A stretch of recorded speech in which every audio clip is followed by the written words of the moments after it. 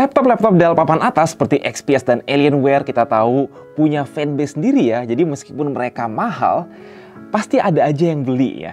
Tapi gimana dengan laptop-laptop Inspiron belasan juta ini? Apakah ada alasan untuk memilih mereka dibanding saingan-saingannya dari merek lain? Apakah masih ada alasan untuk laptop ini dijual di Indonesia?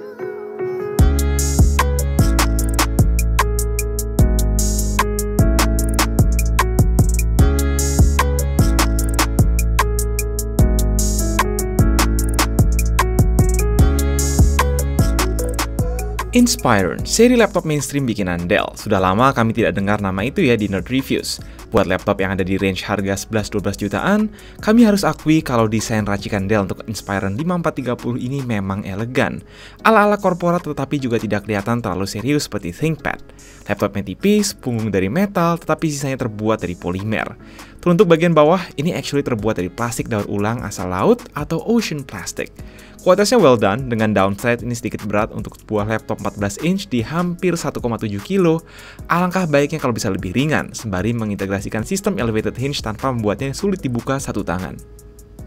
Satu elemen yang menambah kesan estetik laptop ini ialah bezel tipis di semua sisi termasuk bawah, karena ini pakai panel Full HD WVA 14 inch 16:10 standar laptop bisnis mainstream.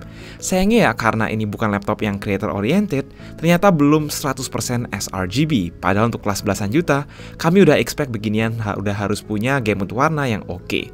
Andai ada versi yang pakai layar lebih bagus, ini akan jauh lebih baik. Di atas layar terdapat webcam 720p standar yang dilengkapi privacy shutter. Meski terlihat sederhana, webcam ini udah Full HD guys, dan kualitas suaranya oke banget menurut kami. Login biometrik adalah via tombol power sekaligus sensor fingerprint, tapi dia nggak otomatis login jika disentuh untuk nyalain laptop dari posisi mati.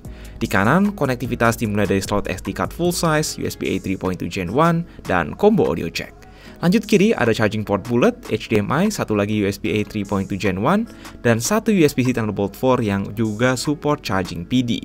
Tetapi charger bawaan yang dikasih masih ujung bulat meski udah support charging via USB-C. Sampel laptop yang dijual di Indonesia ini bersenjatakan chip Raptor Lake, tepatnya Core i5 1335U yang saat ini ada di banyak laptop mainstream seperti Acer Aspire Vero dan Axio Z10M. Yang luar biasa disayangkan adalah RAM bawaannya cuma 8GB dan itu soldered, otomatis jadi kekurangan dibanding kompetisi yang udah bisa menyajikan RAM 16GB di harga yang sama. Selain itu hanya ada satu slot SSD M.2 yang udah diisi sekeping 512GB.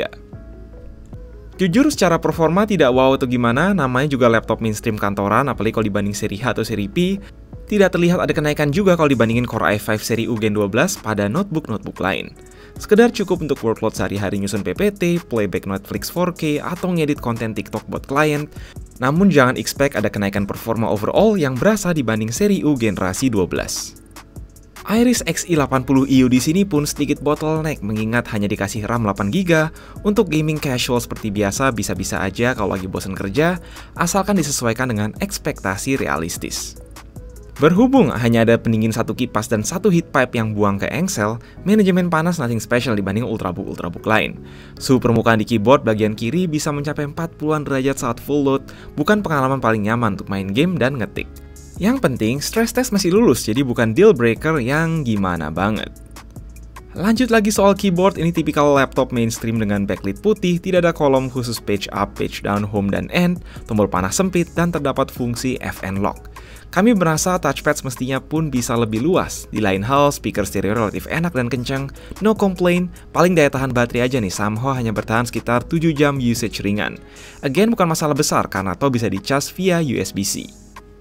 Jadi langsung aja, dengan harga 11 juta yang dibanderol Dell saat ini, kompetisi Inspiron 5430 menyajikan banyak opsi lain terutama dengan RAM 16GB yang siap menghadapi kelemahan Dell di sisi RAM.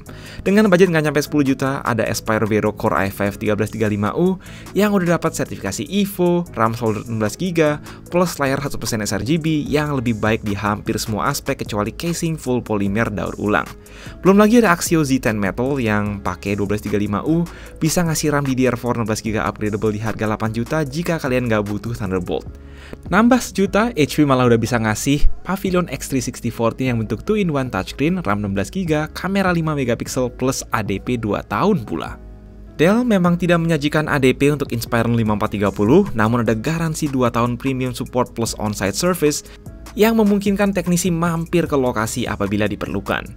Jadi, tampaknya Dell percaya diri dengan branding premium tanpa peduli dimendang-mendingin saat ini. Itu dulu sekilas soal Dell Inspiron 5430 2023. Jangan lupa like, share, subscribe. Gue Mike, and as always, stay safe, stay healthy.